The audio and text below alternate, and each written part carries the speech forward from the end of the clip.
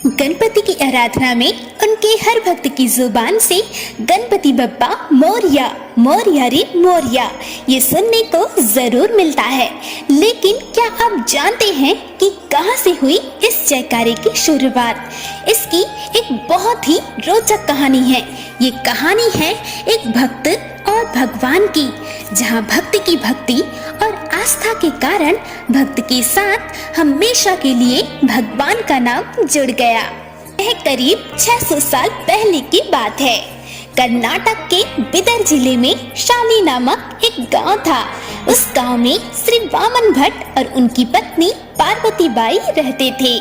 वामन भट्ट और उनकी पत्नी भगवान गणेश के भक्त थे, लेकिन एक दुख उनके हृदय को जला रहा था कि उनका कोई संतान नहीं था।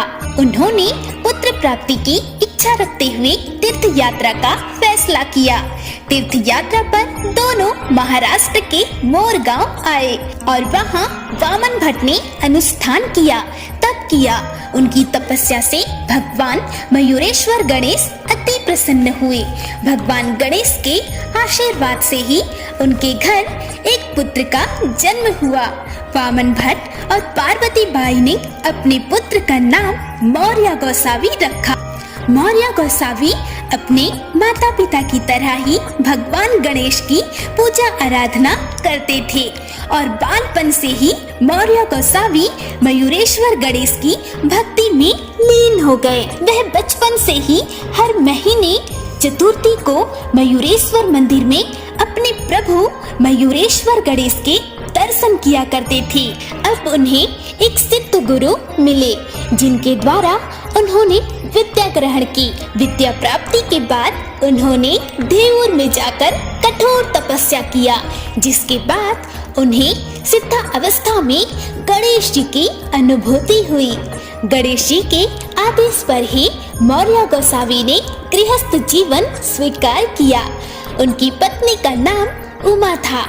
उनके माता पिता के स्वर्गवास होने के बाद हमेशा की तरह वह लोगों की सेवा कर रहे थे, पर कुछ समय पश्चात जनसंपर्क में रहने की वजह से ध्यान केंद्रित नहीं कर पा रहे थे। इसीलिए वे मोर गांव को छोड़कर पवना नदी के किनारे चिंचवाड़ गांव में आश्रम बनाकर रहने लगे।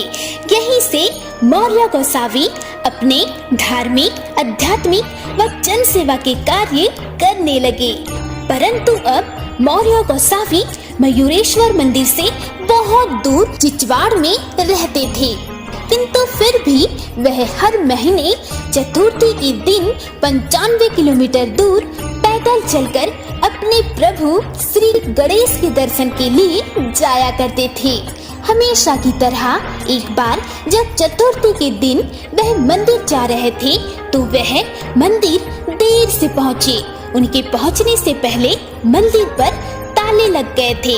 अब मंदिर में ताले लगे देखकर वह बहुत दुखी हो गए। वह 95 किलोमीटर पैदल चलकर केवल अपने भगवान गणेश के दर्शन के लिए आए थे और यह सोचकर उनकी आंखों से आंसू बहने लगे। इतने में ही मंदिर का दरवाजा अपने आप खुल गया। यह देखकर मौर्य गोसावी बहुत प्रसन्न हुए और भाव विभोर से अपने भगवान के दर्शन के साथ ही पूजा आराधना किया। मौर्य गोसावी अन्य दान को भी बहुत महत्व देते थे। उनके चमत्कारों और नेक काम के बारे में सुनकर कई लोग श्रद्धा स्वरूप उनसे मिलने आते थे। कहते हैं कि एक बार मौर्य गोसावी से मिलने चिंचवाड़ में संत कवि समर्थ दास आए और उनके सानिध्य रहकर ही मराठियों की प्रसिद्ध गणपति वंदना सुख करता दुख करता वार्ता विघ्नाची की रचना की। मौर्य गोसावी ने कई चमत्कार किए थे। उनके जीवन के कई चमत्कारों में से एक चमत्कार यह भी है। कहा जाता है कि मौर्य गोसावी अपने घर के लिए रोज दूध लेने जाते थे। दूध वाले के घर एक नेत्रहीन लड़की भी रहती थी। एक दिन मौर्य गोसावी दूध लेने दूध वाले के घर दहलीज पर खड़े होकर दूध लाने वाले का इंतजार कर रहे थे।